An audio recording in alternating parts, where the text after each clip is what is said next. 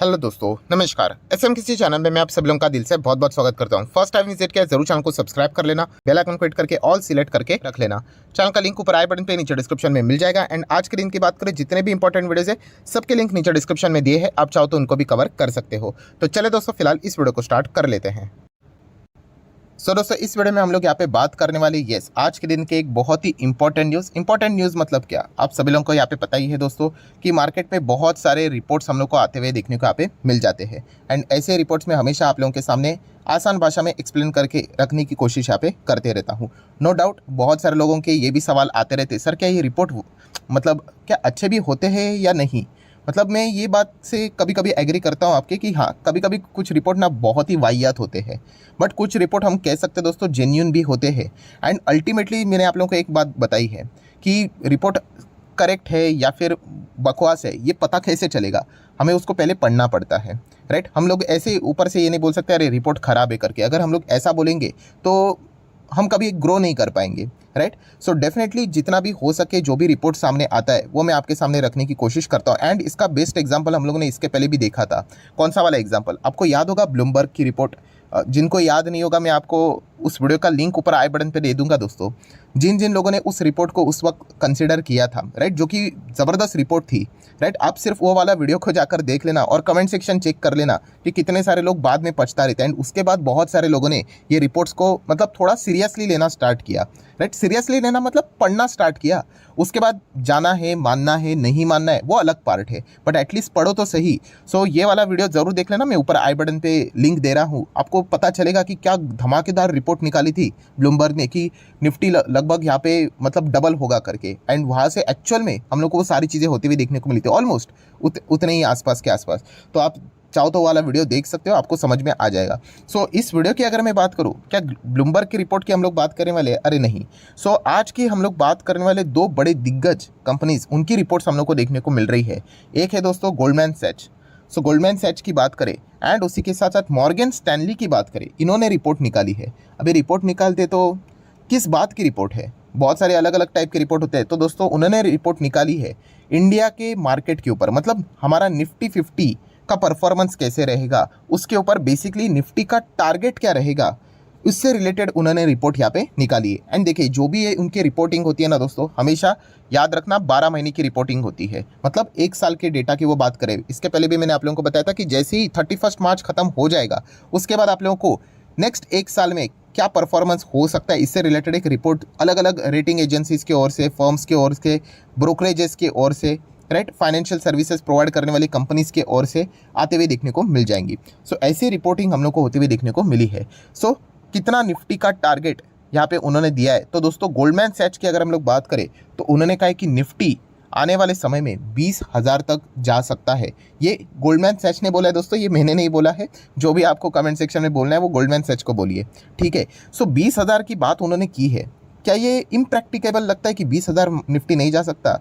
तो मुझे तो ऐसा नहीं लगता है दोस्तों, ये कोई इम्प्रैक्टिकेबल बात नहीं है। एंड उन्होंने ये नहीं बोला कि कल जाके 20,000 होगा या फिर 1 वीक में होगा, नहीं। उन्होंने टारगेट कितना दिया है?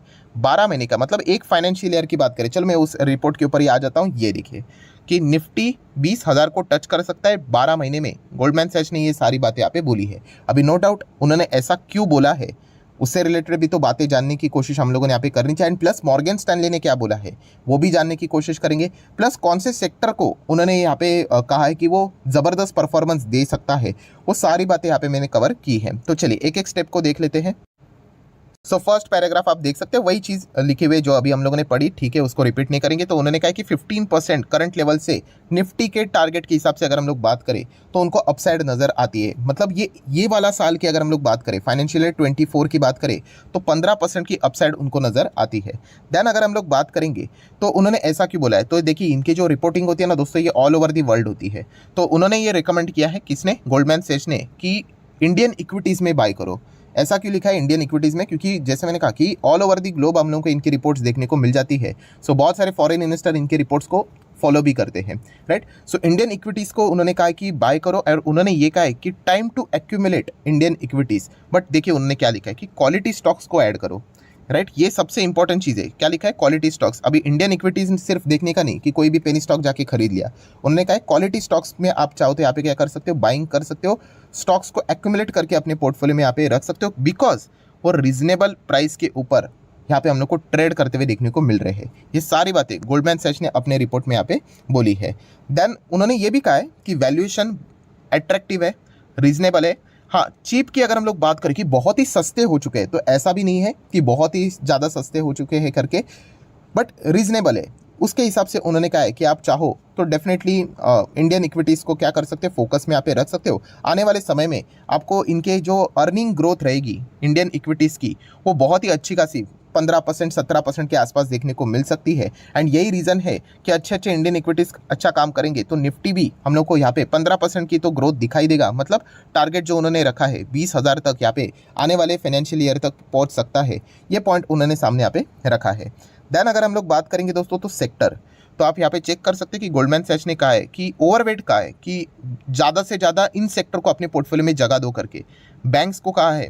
एंड उसी के साथ साथ जो सिक्लिकल बिजनेस होते हैं, मतलब इंडस्ट्रियल सीमेंट इंडस्ट्रीज कंपनीज की अगर हम लोग बात करें, उनको आप ज़्यादा से ज़्यादा वेटेज दोगे तो आपको अच्छे खासे रिटर्न मिल सकते हैं, ये उनका यहाँ पे मानना है। राइट, इसके ऊपर हम लोग थोड़ी देर बाद आएंगे। कौन से शेयर अगर आप चाहते हो स्टडी करने के लिए तो उसके ऊपर हम लोग बाद में आएंगे। तो ये गोल्डमैन सैच ने अपने रिपोर्ट में यहाँ पे बोला है। देन दोस्तों गोल्डमैन सैच की रिपोर्ट तो यहाँ तक हो गई। देन मॉर्गन स्टैनली की भी रिपोर्ट आई है। किसके ऊपर? ऑब्वियसली इंडिया के ऊपर। तो मॉर्गन स्टैनली ने भी जो अपनी रेटिंग है वो इंडिया के प्रति अपग्रेड कर दी है एंड इक्वल वेट इंडिया को यहाँ पे दे दिया है। इसके पीछे का रीज़न उन्होंने कहा है कि इंडियन इकोनॉमी बहुत ही ज़्यादा हम लोग को अच्छा परफॉर्मेंस करते हुए देखने को यहाँ पे मिल रही है। एंड यहाँ पे रेसिलेंट इकोनॉमी होने के साथ साथ वैल्यूएशन भी हम लोग को अट्रैक्टिव नज़र आ रहे हैं। तो इसलिए इंडियन इक्विटीज़ को अगर आप चाहो तो अपने रडार के ऊपर यहाँ पे रख सकते हो। ये भी मॉर्गन स्टैनली ने भी अपने रिपोर्ट में यहाँ पे बताया है।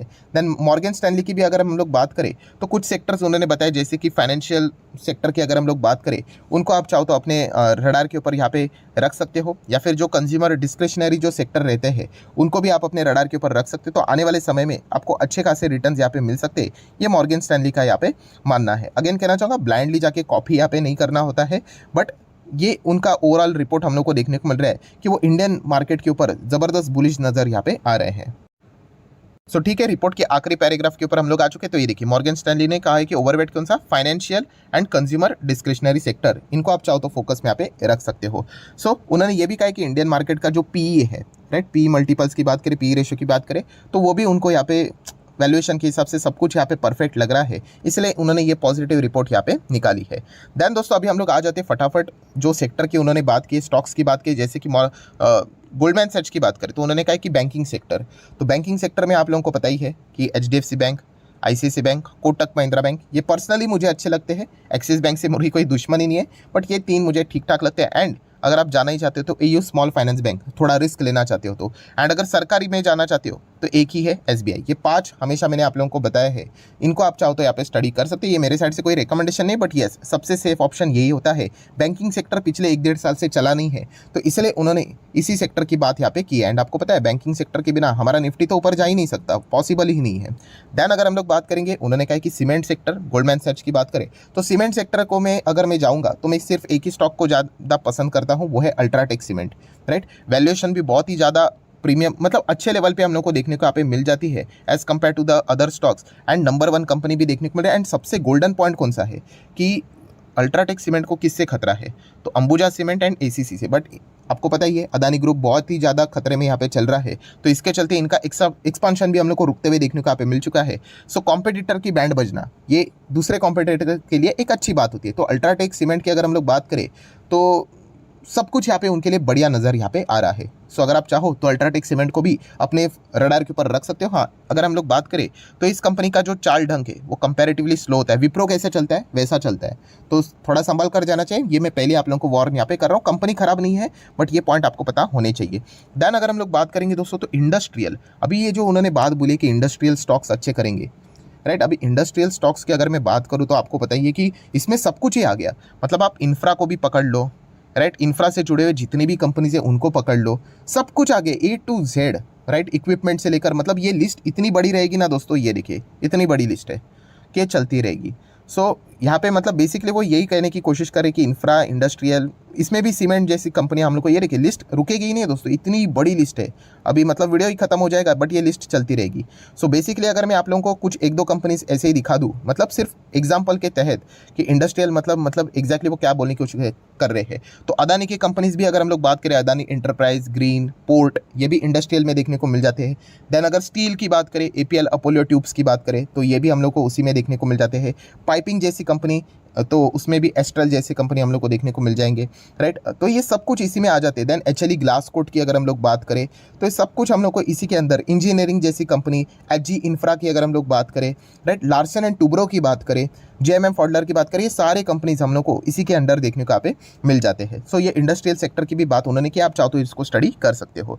देन दोस्तों बात करेंगे मॉर्गन स्टैनली ने जो बात बोली कि फाइनेंस सेक्टर अच्छा कर सकता है। अभी फाइनेंस में भी बोला तो इसमें भी सब कुछ आ गया, बैंक आ गया, एनबीएफसी आ गई, इंश्योरेंस वाली कंपनी, मतलब वो भी देखा गया तो अदर देन बैंकिंग ही है, तो ये भी हम लोग को देखने को यहाँ पे मिल जाते हैं। सो आप फाइनेंशियल सर्विसेज जो सेक्टर है निफ्टी का, उसको आप चाहो तो स्टडी कर सकते हो। इसमें आप लोगों को बैंक्स तो वैसे भी देखने को मिल जाएंगे, एएमसी जैसे कंपनीज देखने को मिल जाएंगे, गोल्ड लोन वाली कंपनी देखने को मिल जाएंगे, लाइफ इंश्योरेंस वाली कंपनी देखने को मिल जाएंगे। सो आप चाहो तो इनको भी क्या कर सकते हैं, ये देखिए बहुत लंबी लिस्ट है, इनको भी स्टडी कर सकते हो। क्रेडिट कार्ड वाली कंपनीज भी देखने को मिल जाएंगे। सो ये भी उनका यहाँ पे कहना है। तो बेसिकली अगर मैं इनके कॉमन फीचर्स के अगर मैं थोड़ा इनको एक्सट्रैक्ट करने जाऊँ तो वो यही कहने की कोशिश करें कि फाइनेंस सेक्टर अच्छा करेगा एंड इंडस्ट्रियल सेक्टर अच्छा करेगा, या फिर आप बोल सकते हैं इंफ्रा सेक्टर अच्छा करेगा। ये इनके रिपोर्ट का हम लोग को एक क्रक्स समझ में यहाँ पे आ रहा है। देन उन्होंने ये भी कहा है कि कंज्यूमर डिस्क्रिशनरी स्टॉक्स की बात करें, ये भी सेम चीज़ है, इतनी लंबी लिस्ट कि कंज्यूमर से रिलेटेड जितने भी, इसमें ऑटो भी आ गया, फैशन वाले कंपनीज आ गए, राइट। एक आम आदमी की अगर हम लोग बात करें, हम लोग क्या क्या चीज़ें खरीदते हैं,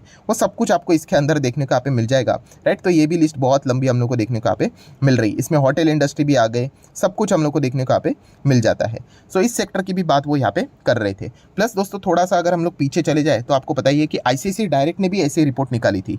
क्या उन्होंने रिपोर्ट निकाली थी कि 2023 का जो निफ्टी रहेगा वो 21,400 तक जा सकता है करके, राइट, एंड 2030 तक 50,000 जा सकता है करके, राइट। तो बहुत सारे लोगों ने सिर्फ 50,000 देखा था, ये 2030 नहीं पड़ा था, तो उनको अनप्रैक्टिकेबल लगा था, तो ऐसी बात नहीं है। सो 2023 की बात करें तो चलिए इसको तो छोड़ देते हैं, ये तो 2030 की बात करें। अगर हम लोग 23 की बात करें तो 21,400, ये आईसीआईसीआई डायरेक्ट ने बोला था। ऐसा क्यों बोला था, तो इसके पीछे का ऊपर भी मैंने एक वीडियो बनाया था जहाँ पे मैंने आपको बताया था कि इलेक्शन के पहले बहुत सारे पॉजिटिव माहौल मार्केट में बनाया जाता है, राइट। मार्केट नीचे गिर रहा है, ये हमेशा अच्छी बात नहीं होती है इलेक्शन के पहले, खास करके जो रूलिंग पार्टी होती है उनके लिए। तो इसीलिए मार्केट को खुश रखने की कोशिश की जाती है। एंड हिस्ट्री उठाकर अगर हम लोग देखेंगे तो जब भी इलेक्शन होता है उसके पहले का एक साल ज़बरदस्त मार्केट में इंसेंटिव दिए जाते हैं, लिक्विडिटी छोड़ी जाती है, राइट। रेट हाइक जैसे चांसेस कम देखने को मिल जाते हैं, तो इसी के बदौलत मार्केट अच्छा भागता है। या आईसीआईसीआई डायरेक्ट ने अपने रिपोर्ट में यहाँ पे बोला था। अगर आपको यह वाला रिपोर्ट भी अगर डिटेल में ही पढ़ना है, इंटरेस्टेड है आप, तो इसका लिंक भी मैं ऊपर आई बटन पे दे रहा हूँ, जरूर पढ़ना। जो भी लोग इंटरेस्टेड है तो आपको सारी चीज़ें पता चल जाएगी। सो आईसीआईसीआई डायरेक्ट ने भी क्या किया था कि कुछ स्टॉक्स स्टडी करने के लिए दिए थे, आप चाहो तो देख सकते हैं। ये मेरी पिकिंग नहीं है, साफ साफ लिखा हुआ है। सो कौन कौन से स्टॉक्स उन्होंने बोले थे, उन्होंने भी कहा था कि एल&टी, अंबुजा सीमेंट उन्होंने बोला था, बोश बोला था, फेडरल बैंक, सुंदरम फाइनेंस बोला था, Bajaj electrical, KEC international, Mishra धातु, राइट। यही सारी कंपनीज उन्होंने यहाँ पे बोले थे। सो बेसिकली इनका भी अगर हम लोग आउटकम निकाले तो उनमें भी वो यही स्टॉक्स बता रहे, इंफ्रा से रिलेटेड इंडस्ट्रियल स्टॉक, सीमेंट वाली कंपनीज, या फिर आप देख सकते हैं फाइनेंस वाली कंपनीज। तो ये सब कुछ अगर हम लोग इसका आउटकम निकाले तो ये तो बात तीनों यहाँ पे बोल रहे हैं कि निफ्टी यहाँ पे हम लोग को आने वाले समय में 20,000 तक जाते हुए देखने को यहाँ पे मिल सकता है। आने वाला समय मतलब कौन सी बात हो रही है, तो मैं डेट भी लिख लूँ, 31 मार्च 2024 की वो बात कर रहे हैं। ये पूरे साल की बात होती है, कोई एक दो हफ्ते की बात नहीं होती है। तो ये टारगेट उन्होंने यहाँ पे सामने रखा हुआ है। सो ज़रूर आप चाहो तो इन सारी चीज़ों को यहाँ पे स्टडी कर सकते हैं और आप अपनी भी राय नीचे रख सकते हो कि आपको क्या लगता है, क्या निफ्टी इस एक साल में 20,000 तक या फिर 21,000 तक जा पाएगा। तो आप जैसे मैंने कहा कि चाहो तो अपनी राय कमेंट सेक्शन में रख सकते हैं अलॉन्ग विद द रीजन। वैसे तो देखा गया ना दोस्तों, हर किसी को पता है निफ्टी 20 क्या 21 भी जाएगा, 25 भी जाएगा। प्रॉब्लम कहाँ पे होती है बताओ? यस एग्जैक्टली, अनसर्टेनिटी, बीच में कौन सी खबर निकल कर आ जाए, इसी के चलते तो निफ्टी अटक जाता है। कभी अमेरिका में बैंकिंग क्राइसिस, तो कभी इन्फ्लेशन, कभी रिसेशन, एंड अभी नया झमेला अगर देखा गया तो आपको पता ही है कि रशिया वाला वापस वो चैप्टर ओपन हो चुका है कि स्वीडन के ऊपर खतरा। राइट। अभी रशिया अगर स्वीडन के ऊपर अटैक कर दे तो यही निफ्टी हम लोग को बाद में 16,000 तक भी देखने को यहाँ पे मिल सकता है। तो ये अनसर्टेनिटी होती है। हाँ, बट अगर समुंदर शांत रहे कि कोई भी मार्केट में कोई गड़बड़ी ना हो, सब कुछ अगर नॉर्मल रहे, कोई नेगेटिविटी ना आए, जिसके चांसेस ना के बराबर होते हैं, आपको तो पता है हर 2 दिन के बाद नेगेटिविटी आती है, तो जाके ये टारगेट अचीवेबल है, हम लोग जरूर ऐसा बोल सकते हैं। But overall as a investor देखा गया तो हम लोगों का ज़्यादा फोकस इंडेक्स के ऊपर रहता तो है नहीं। हम लोग कहाँ पे फोकस रखते हैं? ऑब्वियसली हमारा फोकस होता है हमारे पोर्टफोलियो के ऊपर, इंडिविजुअल स्टॉक्स के ऊपर, राइट। यहाँ पे अच्छे स्टॉक्स पिक करोगे तो अच्छे रिटर्न्स बनेंगे, एंड घटिया स्टॉक पिक करोगे तो कल निफ्टी 20 क्या 30,000 भी हो जाएगा तो भी रिटर्न्स नहीं बनेंगे। तो हमारा फोकस स्टॉक्स के ऊपर ज़्यादा यहाँ पे होना चाहिए। बट मैं इतना कह सकता हूँ, जो उन्होंने सेक्टर्स बोले हैं, फाइनेंस की बात बोली है, सीमेंट की बात बोली है, इंडस्ट्रियल सेक्टर की बात यहाँ पे बोली है, डेफिनेटली दोस्तों ये ऐसे सेक्टर है जो कि अच्छा परफॉर्मेंस दे सकते हैं। मुझे भी लगता है, सेक्टर वाइज में बात बोल रहा हूँ, राइट। इंडेक्स से हमें कोई ज़्यादा लेना देना नहीं है। एंड अगर फाइनेंस सेक्टर अच्छा करेगा, बैंक एनबीएफसी अच्छा करेगी, तो आपको पता ही है उन्हीं का वेटेज 38% निफ्टी में, तो निफ्टी भी बाय डिफॉल्ट अच्छा ही करेगा। एंड इंडस्ट्रियल सेक्टर की भी बात करें दोस्तों, तो इंडिया ग्रो हो रहा है, इंफ्रास्ट्रक्चर की स्टोरी ग्रो हो रही है, तो डेफिनेटली इंडिया अच्छा करेगा, इंफ्रास्ट्रक्चर अच्छा करेगा, तो वो सेक्टर भी इंटरेस्टिंग नजर आता है। सो आप चाहो तो उनको भी स्टडी कर सकते हो। सो आशा करता हूं दोस्तों वीडियो हेल्पफुल लगा होगा, तो जरूर लाइक एंड शेयर कर देना। एंड डीमैट अकाउंट अगर आपने अभी तक ओपन नहीं किया तो लिंक नीचे डिस्क्रिप्शन में 25 वीडियो की लिस्ट आपको बिल्कुल फ्री ऑफ कॉस्ट मिल जाएगी। आपका नाम, कौन सा अकाउंट आपने लिंक के थ्रू ओपन किया, प्रॉपर्ली कमेंट से मेंशन कर देना, तो हफ्ते भर के अंदर अंदर सारे लेक्चर्स मेरे साइड से फ्री ऑफ कॉस्ट प्रोवाइड कर दी जाएंगे, ताकि आप शेयर मार्केट को आसान भाषा से सीख सको।